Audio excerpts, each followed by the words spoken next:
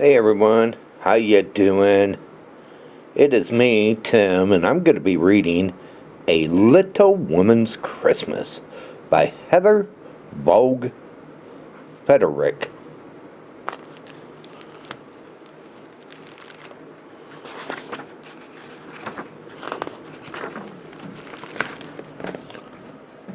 Hush, whisper Joe, they'll hear us. Shifting their laughter, the pair put the finishing touches on their creation and stepped back to admire their handiwork. It's perfect, said Theodore Lawrence, officially, but Laura, to his friends, a perfect present for Beth. Joe glanced towards the house where her mother and sisters were gathered inside the parlor. She smiled. This Christmas would be different for her family.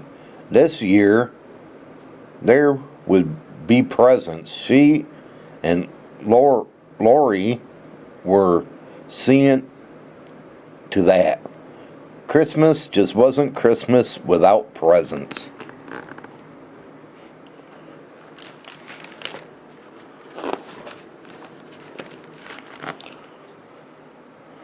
The two friends bid each other good night, and Lori ducked through the hedges to his home next door. Joe paused to peek in the window.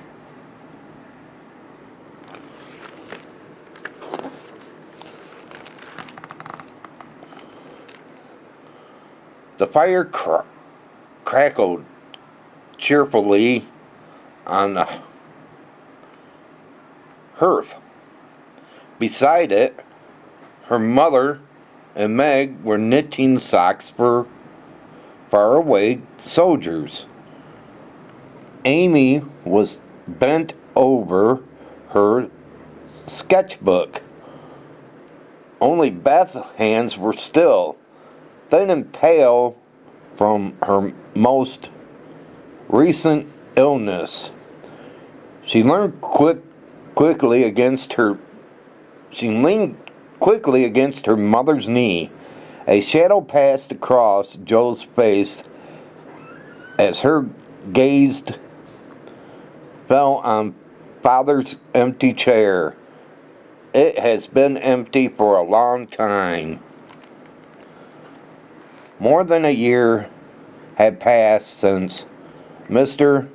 March had gone off to war, leaving the five of them behind. He was a chaplain for the Union Army, ministering to a flock of blue uniformed soldiers. This Christmas, though, instead of camped in a tent on a frozen battlefield, he was in the hospital in Washington, D.C. Like Beth, Mr. March had been gravely ill.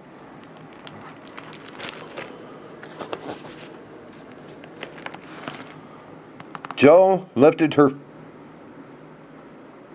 face heavenward. The night air was cold and clear, the sky bright with stars. Were they shining on Father too? She shivered and pulled the hood over her cloak, over her closed chopped hair. She had sold the rest of the money to her father. It was the only gift she could think to give him.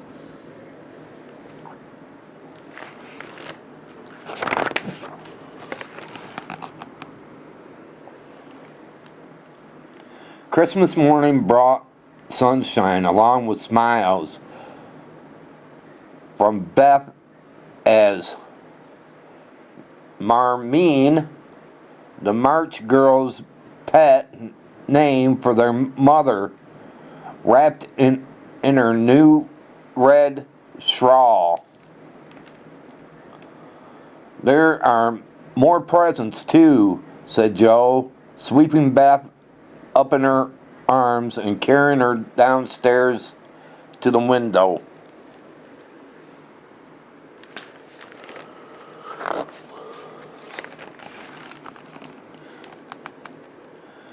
Beth's eyes widened as she spied the surprise. "Oh," she cried in delight, "a snow maiden." And indeed it was, with a crown of holly upon her wintry head. One icy hand held a basket of fruit and flowers, the other a sheaf of new piano music. Draped around her chilly shoulders as a colorful knitted blanket, and from her silent lips fluttered a pink paper streamer that bore a Christmas carol. "God bless you from Queen Brew. Many right, may nothing you filming, but wreath and peace of happiness be yours this Christmas day."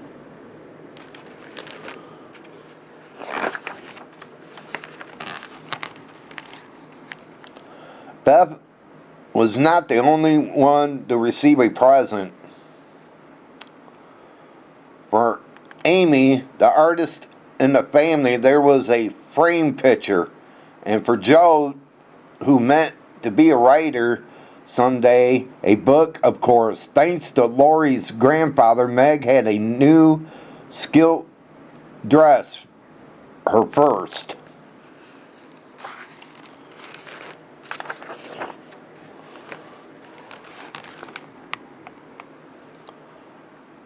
And for me, Mrs. March needed no gift, but knowledge that her youngest daughter was well and her husband safe. But she was given one away, a lonely brooch the girls had made by intertwining locks of their hair.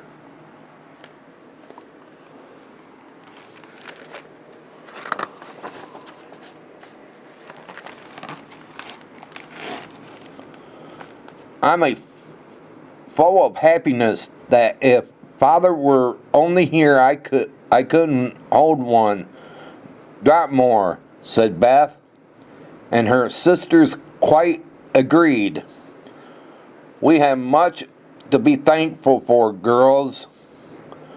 Marmee reminded them gently, your father may not be with us today, but we will be again, and that's more than many a family could say.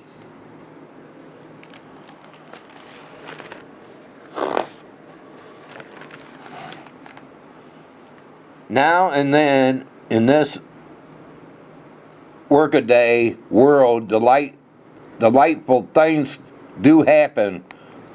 For some time later, the final drop to the cup of happiness was added when the parlor door flew open and Lauren poked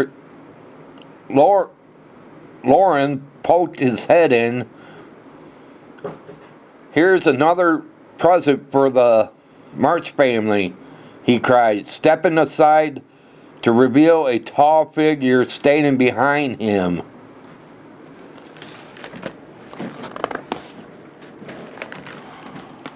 Though he was wrapped to the eyes in a greatcoat muffle, his family knew him in an instant. Father was home.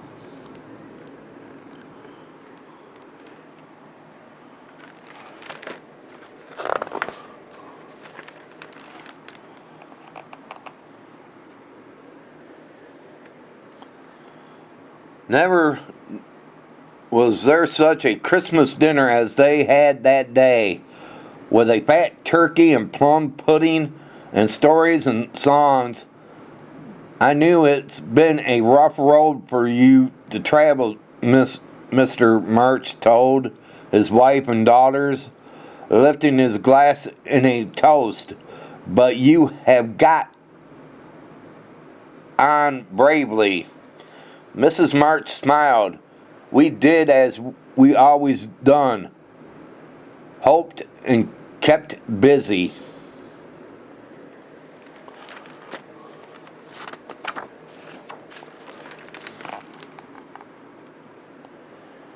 After dinner, Mr. March settled into his chair by the fireside that had been empty for a long time, for so long. He looked with fatherly satisfaction at the four young faces gathered around him and smiled as he took his eldest daughter's hand. Here's industrious Meg, who has helped kept home happy, and Amy has reached out to stroke her shiny hair, whose talent lies in making her life beautiful to herself and others. Hugging Beth close, he whispered, and I've got you safe, my Beth, and will keep you so. Please, God.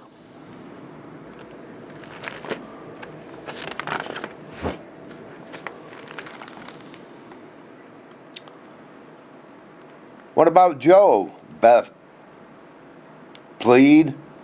Please say something nice, for she has tried so hard and been very, very good. Mr. March laughed.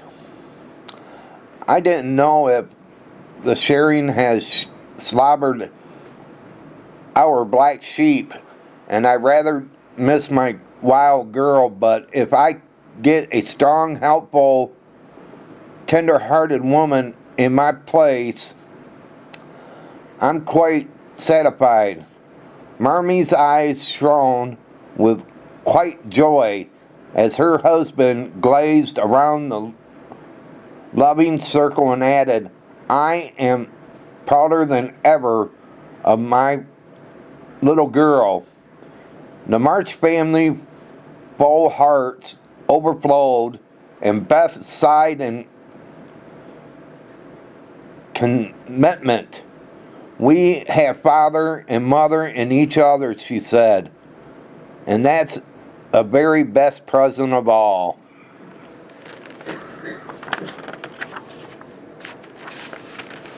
And it was. Well, everyone, I hope you all enjoyed A Little Woman's Christmas. And if you did, please give it a thumbs up. And again, thanks for watching, and I hope you enjoyed the story time. Y'all take it easy, and vlog is over.